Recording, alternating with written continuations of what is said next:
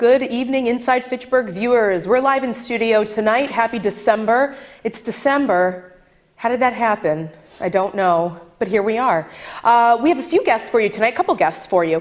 First half hour, we're going to be speaking with Tom Skorowski. Perfect. Yes, I said that right. Director of the Community Development Department. We're going to talk about all the goings-on in economic development here in the city of Fitchburg. And then the second half hour, I'm going to be joined by Monica McNamara, who's going to talk to us about music benefiting youth in the community. Later in the second half hour, we're going to talk about that fundraiser she has coming up at the end of the month. So, action-packed hour. Thanks for joining us. Stay with us, and away we go. Hello, Tom. Hi, how are you doing? I'm doing well. Thanks for joining us tonight. Thanks for having me. First time, right? First time. Yep. For Inside Fitchburg, anyways. Yep. Well, we're honored to have you. Now, new Director of Community Development. That's a big job. That is true. And you're fairly newer to the role? I'm new to the role, not new to Fitchburg. Right. So I've been in the role since about July 10th. Mm-hmm. And prior to that, I was working 3 years as part of the Reimagine North of Maine partnership. Yes, okay, that's great. Now, for the folks at home watching who maybe aren't exactly sure, what the Community Development Department does, could you maybe give us a brief synopsis? Yeah, we do a lot. So I guess under the umbrella of work that's related to improving the quality of life for citizens in the city, working on expanding jobs in the commercial tax base, and then really looking to support the long-term planning aims of the city is really what the Department of Community Development does, sort of in an umbrella or vision. Mm-hmm. Specifically, we have 3 different divisions. So first, our Housing and Development Division, which looks primarily at housing and quality of life issues, and it administers a few different key programs. So our home funds, which are funds that go towards supporting home ownership, homeowner rehab, rental housing, subsidies, and then our CDBG program, which is Community Development Block Grant Program, which is a yearly allocation from the federal government that goes towards a variety of things, slum clearance, in terms of demolition, mm-hmm. Economic development support. We have a revolving loan fund, housing and rehabilitation support. We support a variety of different city programs and giving them the ability to go above and beyond what they normally do. So with our Board of Health, we fund inspectors to continue and expand their inspection work. Similarly, so with our building inspectors, some of our funds go to support the local police department in some drug suppression efforts. So we support some city services, expanding what they already do, and then we also support public services too. Some of the CDBG funds go towards YMCA's Spartacus program, or the Boys and Girls Club, or MIHN, and different homeless supports. So that's sort of the housing and development side, to do a lot of housing work and a lot of work supporting quality of life for citizens in the city. Our Economic Development Division, which is headed by Mary Jo Bohart, is really, its sole focus is to improve and support the business base in the city and to really grow and expand the commercial tax base. So we do that in a couple different ways. Mary Jo really works hard to support and proactively seek out new ventures and bring them into Fitchburg and help kind of work with them to navigate the permitting process and get everything they need to kind of get done. She serves as sort of the liaison between a business and City Hall in terms of making sure that they have what they need to be successful. Mm-hmm. And then she also works with the existing businesses to make sure that they're satisfied here, because we want to be business friendly, we want to be open for business, and the best way to do that is really to work through Mary Jo to figure out the best way possible to do that. And she's really a consummate pro at that customer service oriented mindset. And then we also do some long-term planning with the economic development side of things, thinking big picture, not just on a business-to-business basis, but how can we really grow jobs and our commercial tax base on a long-term scale. Mm-hmm. And then our third division is our planning division, headed by Mike O'Hara, our principal planner. And that is primarily focused on, again, sort of supporting the long-term land use planning, but also on the day-to-day working with applicants, which might be homeowners, investors, new businesses, working them through the permitting process, whether that's going through Planning Board or Zoning Board of Appeals or the Conservation Commission. There are a lot of there are a lot of hoops that people need to jump through in order to get the development going in the city and having it be done in accordance with our laws and ordinances, et cetera. And so Mike is really good at helping kind of navigate through that process as well. It's a lot. It's a lot. You guys cover a lot of bases. We do. I kind of like to think of it, anything really related to the built environment, both present and at planning out to the future is really what our department does. I feel like we've heard a lot. I feel like it's always been sort of a topic of discussion, a trending issue, if you will. The future, long-term planning, bringing businesses in, things like that. When you came on in July, what was your, if you remember, what was your sort of assessment of the city and its current state then? In terms of being business friendly and just where we were and where you think we are going. Right. So I think where we were and where we are still in terms of long-term planning, one of the first things I did when I started looking into the job is I opened up Fitchburg 2020, which is an urban plan that was created in 1999, and it's actually a great plan. But it was created in 1999, and the plan is yellowing on the edges and has a lot of good stuff in it, but also isn't really reflective of the current time that we live in, and needs to really be updated. And I think we all, between the different divisions and really City Hall generally speaking, have a general idea of where we'd like to see Fitchburg go, what we'd like downtown to look like 10 years from now, what we'd like to see happen in West Fitchburg, which, by the way, just got a commuter rail station and is really a huge benefit there. And we'd like to see more growth in the west of the city and potential for commercial tax revenue increases, et cetera.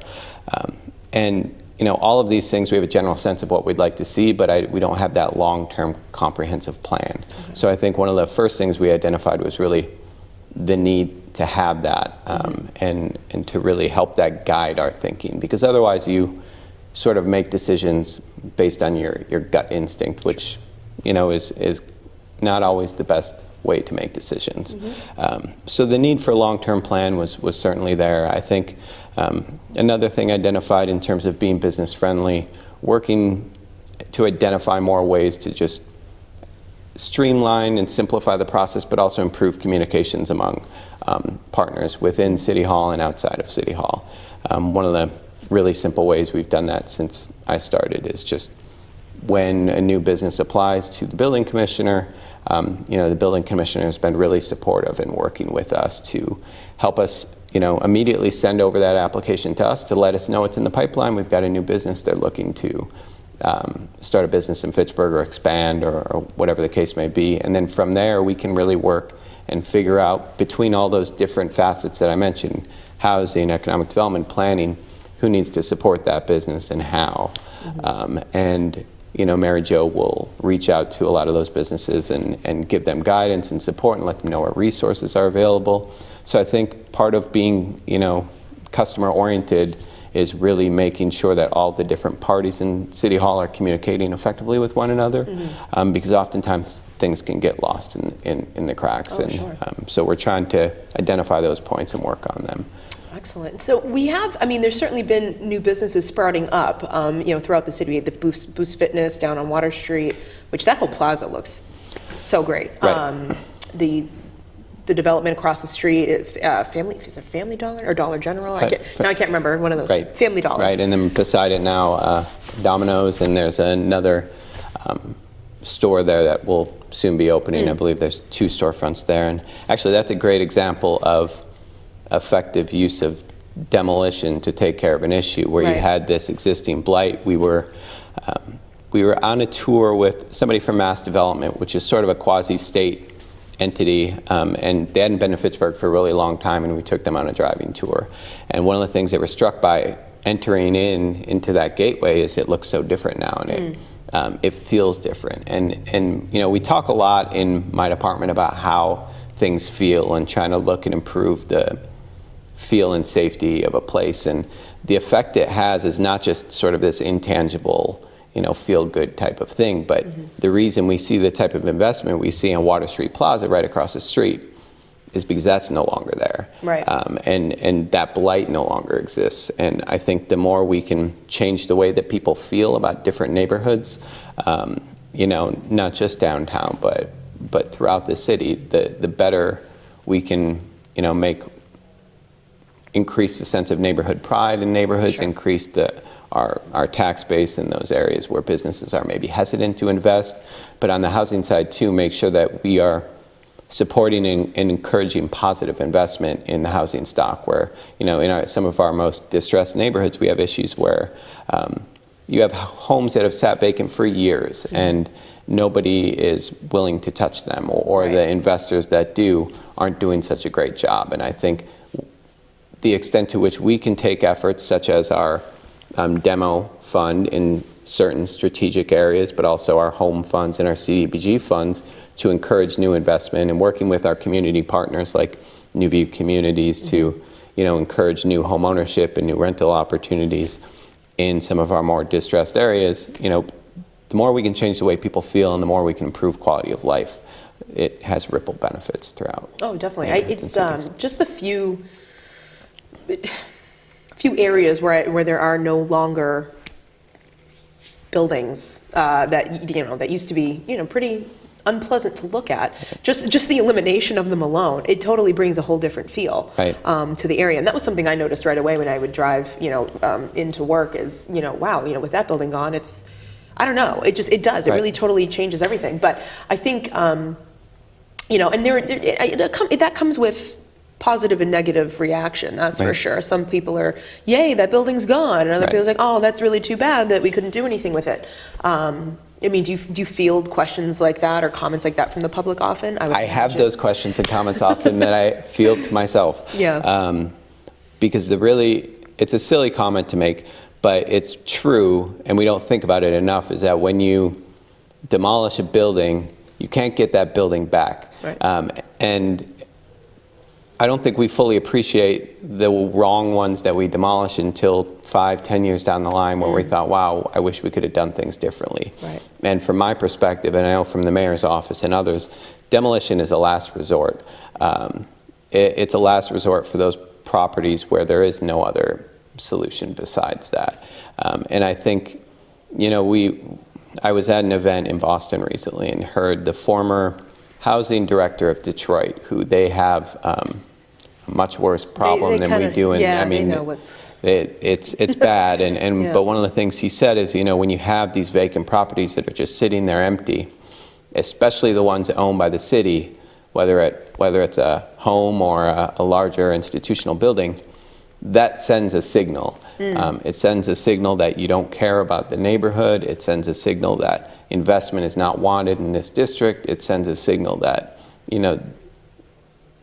we don't feel like this is something we should be focusing on. And from my perspective, we need to do something about that signal. Sure. Either demolishing it or figuring out an effective rehab strategy in the short and medium term, or working with a good investor to put good money into a property to turn it around. Right. But if you're not asking that question and you're just blindly demolishing properties, you're doing it the wrong way. Right. So part of your job then would be to seek out, I mean, you have people who do approach your office, but so you also, do you actively go out and see, like maybe have a light bulb and you see a certain building that's vacant and say, oh, well, I have this contact, let me reach out, see if they have any interest? Right. So one of the great things that Fitchburg has that I think sets it apart from a lot of cities is we have our neighborhood improvement through code enforcement program, which is the NICE committee. And I should have mentioned, our housing and development division headed by Liz Murphy. She's also the chair of that committee. And that committee is really all relevant parties related to problem properties in the city, whether that's, the fire chief, the police chief, the building commissioner, the housing director, the economic development director, myself, the board of health. Everybody who really, these problem properties are within their purview, all kind of sit down and we go through these properties on a monthly basis, and we look at properties that are problems and we try to identify solutions. And again, demo being the last resort. Right. But then on a monthly basis, we work within the group and create action steps and see, if we take this property through the receivership process, which is basically where you give it to a community partner or an investor and they put the money into it, although they do not own it in a temporary fashion. They, just like a school would go into receivership, it's sort of a turnaround effort. Or, working with our inspectors to go inspect properties and issue citations or whatever the case may be. So we sort of problem solve whatever is appropriate for that property in that neighborhood on that block, and develop context-sensitive solutions. So, I know there's a lot of obvious examples of kind of freestanding buildings. For areas like Main Street, where you have a lot of properties all connected to each other, that's got to kind of, maybe not complicate things, but makes it a bit of a maybe more challenging puzzle. So some areas or buildings on Main Street, I know have unfortunately been sitting there for a while. How is that sort of put out there to the business community, either existing business community, but also maybe even just putting feelers out there to sort of gauge interest, since it's a different kind of a horse of a different color. And you can't demolish a building on Main Street, which I thought was what you're getting to. And this was really my prior role too, as Reimagine North of Main. I face that challenge every day, trying to revamp downtown when you have these buildings that, particularly after the crisis in 2007, 2008, but even before, had suffered from years, if not decades, of disinvestment. And as a result, they have problems that are needed to bring them up to code. And at the same time, the work that is needed to put into some of these buildings might not necessarily match up with the profits and the returns a developer could make. And the big question there is, it's sort of a chicken or the egg problem, where in order to get the returns that they need, we need to create a critical mass in certain areas on Main Street, and we need to work and focus in a really dedicated small core area to bring investment, to create that critical mass that would then sort of have ripple effects. And one of the ways we're doing that, we are making those proactive calls right now. So we have a few different businesses that we've heard through community partners, through the department, through the mayor's office, that they're looking to expand, they're looking to move to Fitchburg. And we've been doing some really proactive outreach and seeing, what is the barrier? Why wouldn't you consider, what can we do to help change that decision-making process? And right now we have they're at different stages in the process, and when they're public, we'll have it on the newsletter and all that. But there's a lot of people that are interested and need the resources, the know-how, the connections, ultimately, to invest. And we have our $75,000 small business loan pool. We're working with Reimagine North of Main. They have a storefronts grant fit-out program, which is an up to $20,000 matching grant to a business to open up on Main Street. And we also, one of the really great things we do on Main Street is we pair up anyone that is looking to start a business on Main Street with an architect that can serve with them as their designer of record. So when you go through the whole permitting process, you work with the building inspector, et cetera, you need to have a design professional sign off on all your plans. Well, we provide that service, which could be potentially thousands of dollars for a business. So that's huge. We're doing what we can. Yeah, I would say that's a big step. It's a big perk, if you will. There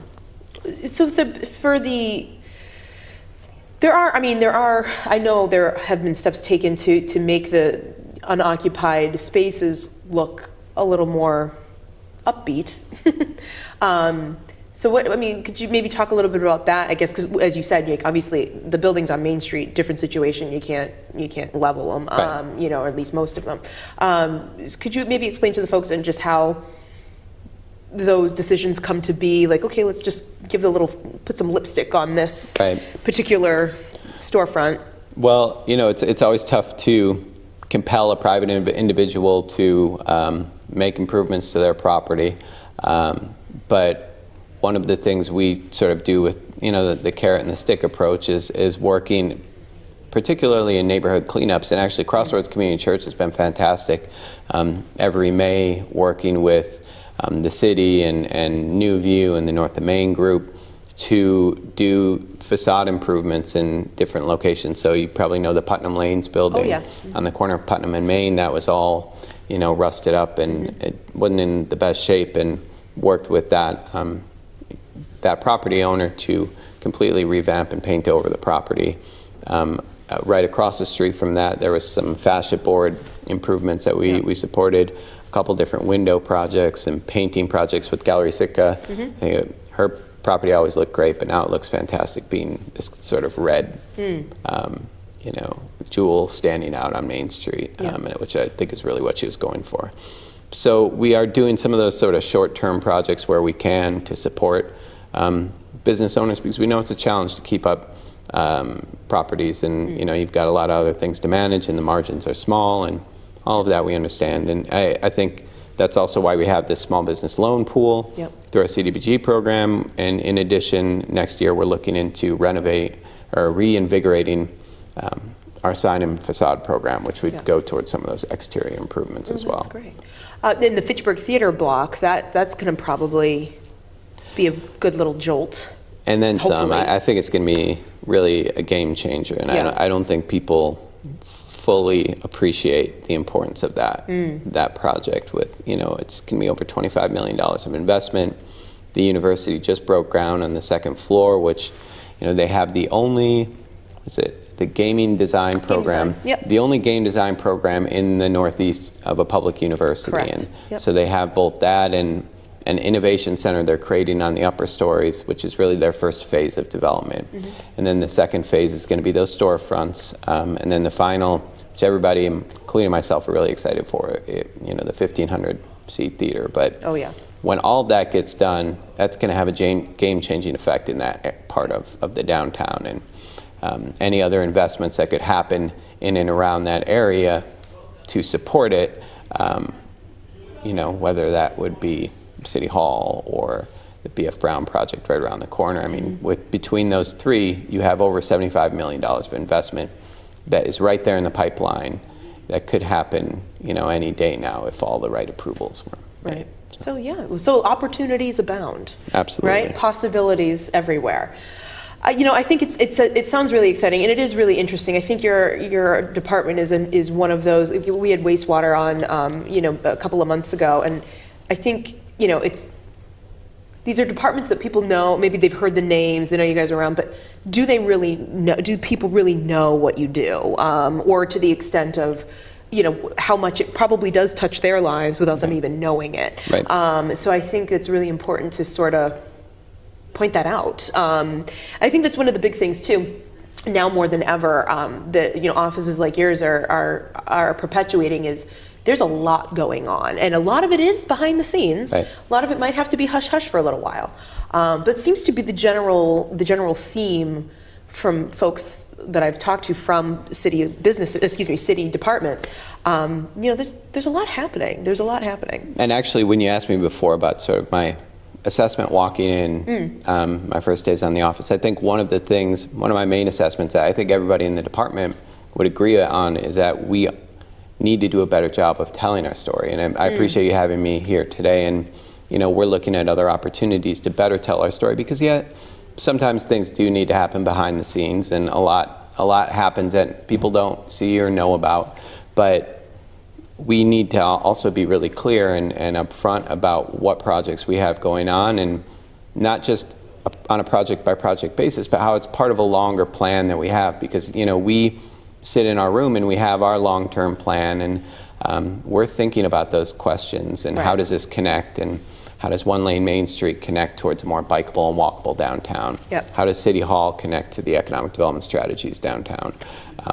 But how do they all connect together, and how do they fit into a long-term vision is something we're working harder to try to really communicate to the community. Yeah, and I think that's important. I think that probably just the sole fact that people would know that you folks are talking about these things, that you probably have a lot of the same questions that the people in the city have, the citizens of the city have. I would think that at least that in and of itself would maybe put some worries at ease, or at least create more of a bridge between the citizens and the departments. Like we're seeing what you're seeing too. We're wondering the same things you're wondering, Right. but then it's your job to go out there and maybe hopefully get a few answers. But I think it's important for the people to know, that things are noticed and questions are being asked, and it's important. It's how things move forward. So it's great stuff.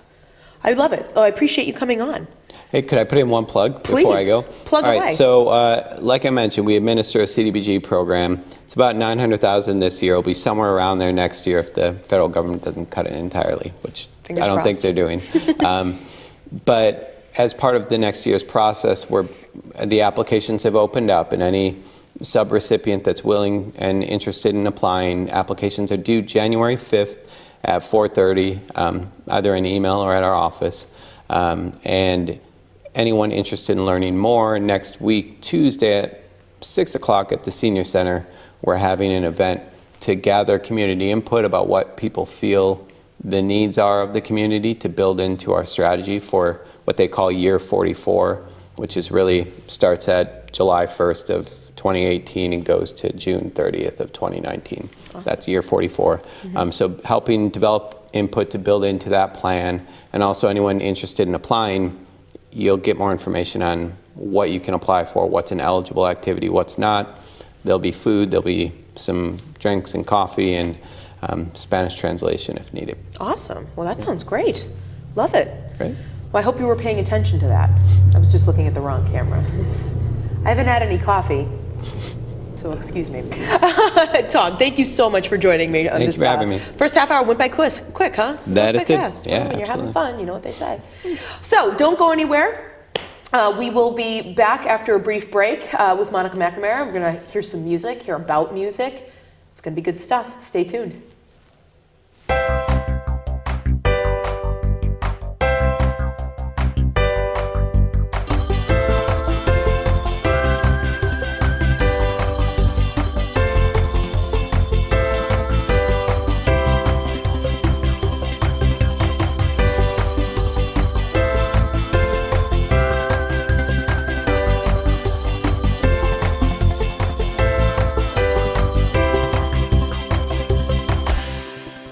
Hello and welcome to FATV, Fitchburg Access Television. Each week we take pride in providing some of the best public access television programs in New England. From FATV live sporting events, city meetings, and school functions, to weekly shows such as Barbara and Youth, Inside and Discussing Fitchburg, Sports Weekly, Weekly Wellness, and Our City. Our dedicated staff of industry professionals and hard-working volunteers is here each week working behind the scenes, making it all happen. Besides on air, our programming is also shown live online, where you can see our shows in beautiful high definition. You can also search through our archive of past shows and watch anytime at your leisure.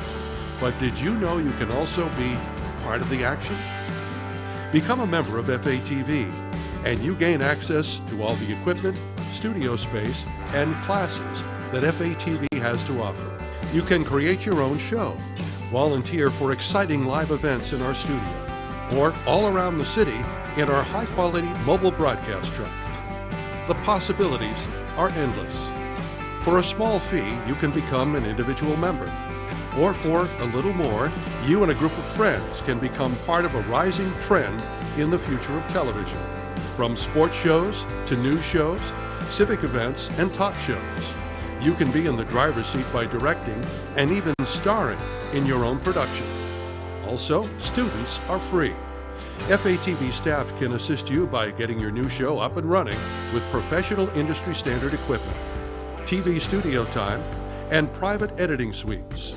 All you need are friends to help out, and before you know it, you will be on the air. So if you have a great idea for a TV show and want to share it with the world, stop by 175 Kimball Street, Fitchburg for a free tour of our facility. You can also contact us at 978-343-0834 or email us at info@fatv.org. Fitchburg Access Television, working together for a stronger community.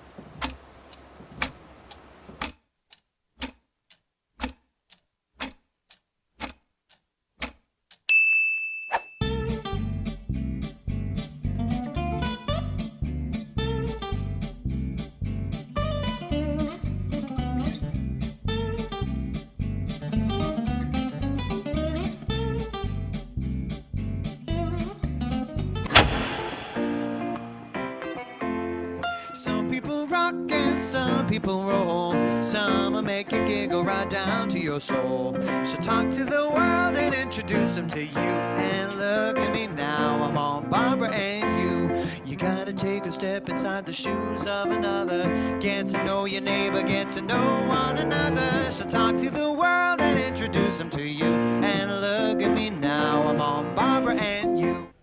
Welcome back.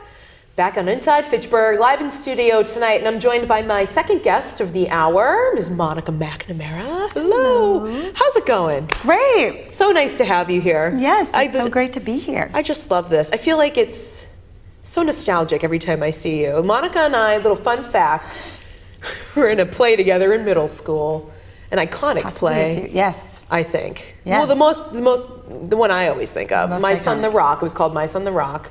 It was. It was a musical. I don't know how I got a role in that because I don't really sing very well at all. You were amazing. You were the queen. Good stuff. Yeah. So to this day, I still see. I was a witch in this play. You were hilarious. I still see your dad around town, and he doesn't know me by name. He just says, Probably. "It's the witch." Yeah. Oh, that's nice. How flattering that is, right? It's great. I have it on VHS at home at my parents' house. Oh, I think we need to dig that up. Maybe we should. That'd be fun. Yeah. It's a classic. It is. It's hilarious. You would enjoy it. It's so nice to see you here now as adults talking, right? Semi-adults. I'm not real. I mean, in here I'm not an adult. So, but you have quite the shindig coming up at the end of the month. Very musical. Yes. Very, very musical, benefiting youth music in the city. Yep. So why don't you tell us a little bit about that? So, I guess this all kind of started back in May.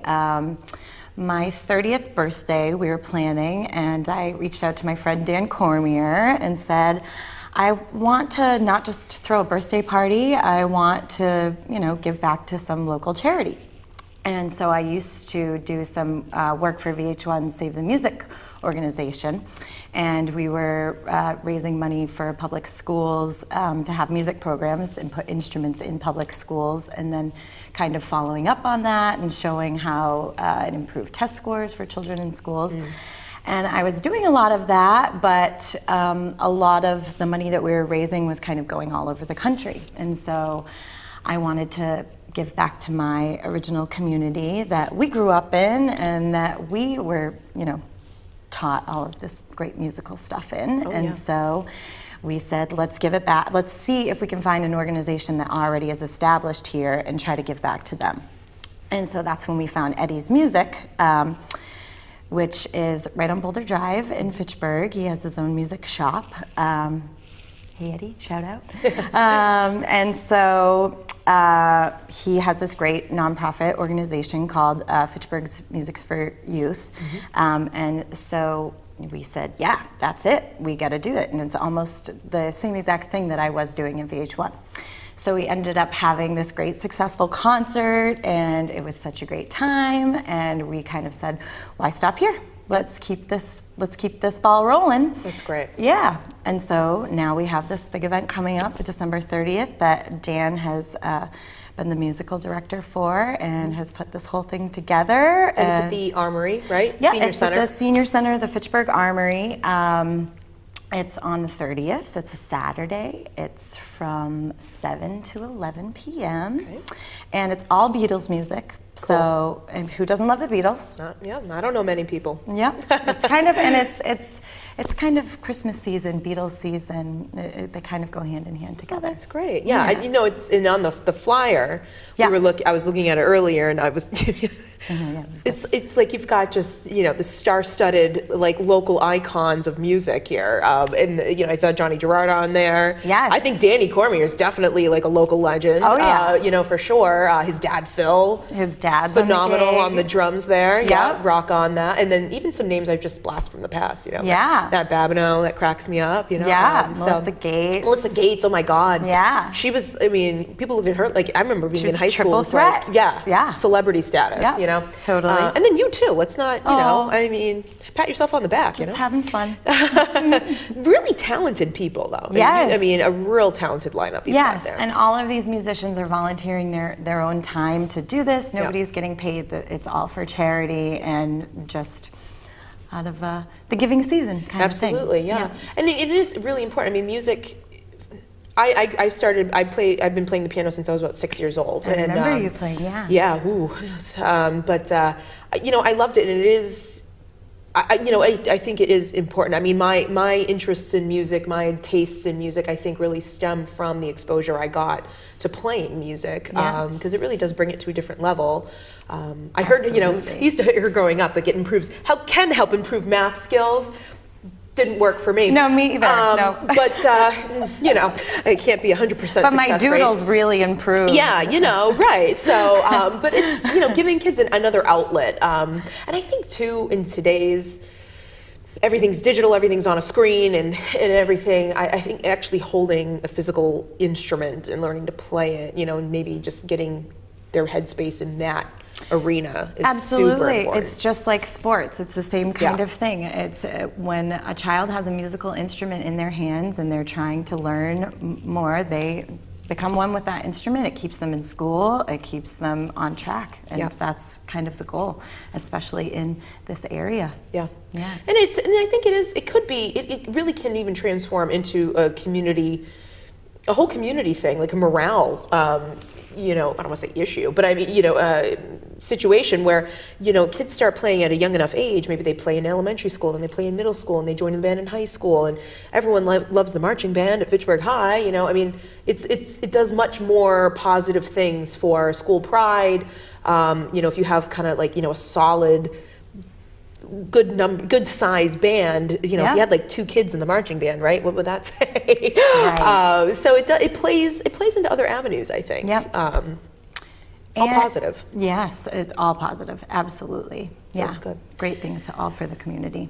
Now, so at the event, Yes. is it just sort of going to be does each band kind of have like a set they're going to play? Yes. Okay. So everything's kind of going chronologically. We've been having rehearsals in Dan's basement, or Penny Lane, we like to call it. Oh, that's cute. Yeah, which I think we have some footage to show you folks later. But yeah, so all of these people have been practicing their sets, and they each have their own little, not totally by album, but kind of genre. The Beatles kind of progressed over time. They kind of started out with the rock and roll stuff, and then as the times were changing, things got a little funkier, and so you'll ride out that transition with us throughout the entire night with different groups throughout the entire night. That's awesome. Yeah. And so so you have, in the musicians, quite an age range too. And I just think that's really cool, because I know when I think Danny was a senior when I was a freshman in high school. I think, not to date you, Danny, sorry, or myself either, I don't know. But I mean, but one thing I did think, just looking at the names on the list, was very cool, is it really seems to be pulling from different generations from the city of Fitchburg, It is, and I think that's kind of another testament to what music can do. It's just such a universal language, and it brings people together of all ages and all different shapes and sizes, and all of those different things. So yeah, I mean, music kind of has no age. This music, the Beatles especially, is just timeless. Yep. So yeah, so we were able to include all of these great different people. I'm going to sneak a peek at this real quick. Yes, okay. absolutely. Did we put up the flyer yet? Did we put up the image we have of it? Just if not, throw it on up. Now I know you sing, Monica. Yeah. Obviously. Now, but you play guitar. I mean, I mess around on guitar and piano. I know where the notes are. It doesn't mean that when I play them, they sound the way I want them to sound. Well, that was going to be my question. Was obviously I know you sing, but if you played, because I thought you played. Yeah, I mean, I've always had a guitar. You dabble. around. Yeah. Okay. Yeah. Well, that's great. I mean, I actually tried to play the guitar once. I think I was in middle school. Didn't go well. It did not go well. I liked it, but I don't know. It didn't. I guess it didn't jive. I kind of personally had the same experience. The piano is so laid out, and it's easier to find the notes. And so the guitar was really confusing for me, and I felt really intimidated too, and whoever was giving me lessons was like a great, nice, wonderful person, but I just felt intimidated. So that's kind of something too that, you know, Eddie's music is giving. Eddie is such a wonderful person to work with, and this money is going so that all these kids can have free lessons too. Oh, that's huge. So so any child, you know, any parent watching this too, your child can go down, fill out an application, and get free music lessons. That is amazing. And encourage them to do it, and encourage them to keep at it, because I didn't stick with it, and I regret a lot now that I can't play the guitar as well as I could or should. I think of it every it's once never in a too while. late, I guess. Yeah, no, and you have an instrument, your voice. I mean, at least you have that, right? That's more than a lot of people have. I don't have that. You know, so, but yeah, it's... I don't know, those My Son the Rock days. We're gonna have to check out that footage. That 14-year-old voice box of mine is real sharp. But yeah, it's true. I mean, there were certainly times I wanted to quit with the piano for sure. My parents, they did not let me. They did not have the whole, well, if you really don't want to. No, I'm sure you you're doing appreciate it now. And I do. I appreciate the fact that I know how to read music. I think that's really cool in and of itself.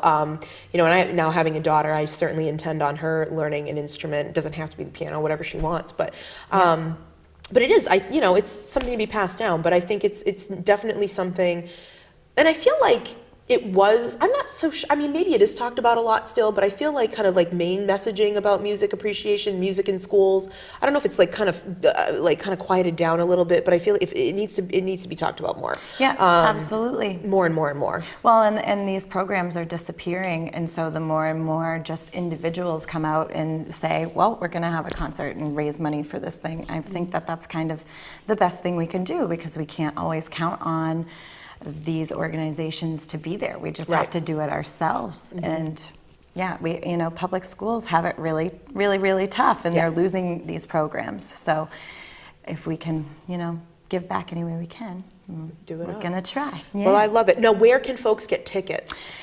So from any of our amazing artists, should I list them all? Is that there's 25 of them? If you can list them, super. Oh, they did a close. Oh, awesome, perfect. Oh, look at that, Dave Lovely. back there, or whoever did. Michael, shout out to Michael. I don't know who did that. Awesome. One of you, good job. So those are all of our fabulous artists, and you can reach out to any single one of them. They'll be selling tickets in hand for $10. Oh, that's great. Yes, and you can also go to the Fitchburg Armory the night of and purchase tickets for $10 there as well. Good. We're just trying to sell them ahead of time. We actually have these super cool tickets right here. Yeah, I was gonna say they got some nice looking tickets there. Yeah. All right. Fancy. Love it. Yep. Tickets. And Dan Cormier himself, he works at Roots Foods, Natural Foods in Leominster on Airport Road, and he is there all the time, and you can buy them from him. See him all the time. Roots actually is catering this event. Ooh, that alone is a reason to go. It really is. Roots is legit. Yes, Roots is legit. Nice. We're super psyched. They're going to have fun little themed sandwiches and dishes and things like that. Oh, that's very cool. You know, we've been joking around about, you know, an octopus's garden salad and a yellow submarine and things like that. That's cool. Well, so and then for $10, then you really can't beat that. You're going to get some phenomenal music. You're going to get some excellent food. Yep. And you're going to be helping out a really good cause. So that's, I mean, it's all wins right there. Children are welcome. Oh, good. Good to hear. Yes, children are welcome. And it's there will be a bar. It's 21 plus, but children are still welcome to be there too. So I just want to note that. Love it. Well, we have some footage now of the musician. Well, you, right? And Danny. Yep. Okay. Me, Dan, Matt McManaman, and Melissa Gates. Awesome. Oh gosh, that's star-studded. This is what I'm telling you. Yeah. No, it's just a rehearsal, so it's nothing fancy. That's all right, but it gives the folks a little taste. Yeah, a little vibe of what's going of what they could expect. Well, when we cut to that, you know, we're gonna be played out by the dulcet tones of Fitchburg's local finest musicians. So, Monica, I want to thank you so much for coming on tonight. Thanks so much for having us. Super worthwhile event to have. I'm glad you guys are doing it, and it's really nice to see the passion. So, my best to you guys on a successful event. Thanks so much. So we're gonna, with that, it was nice to see you all. I'll be back next week. We're going to be here actually with Chief Ernie Martineau of the Fitchburg PD. We're going to be talking about some stuff with the chief. Pretty good. So don't go anywhere just yet. because we're going to be played off by the musical stylings of Monica McNamara and Dan Cormier and Melissa Gates and Matt McManaman. Matt McManaman. All right, enjoy. We'll see you next week.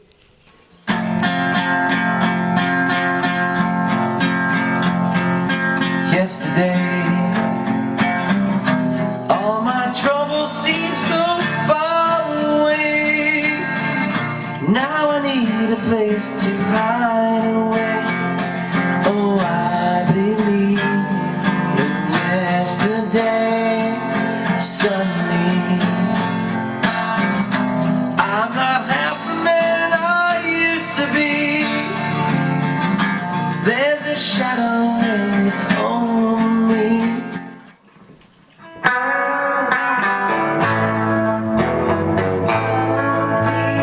What can I do?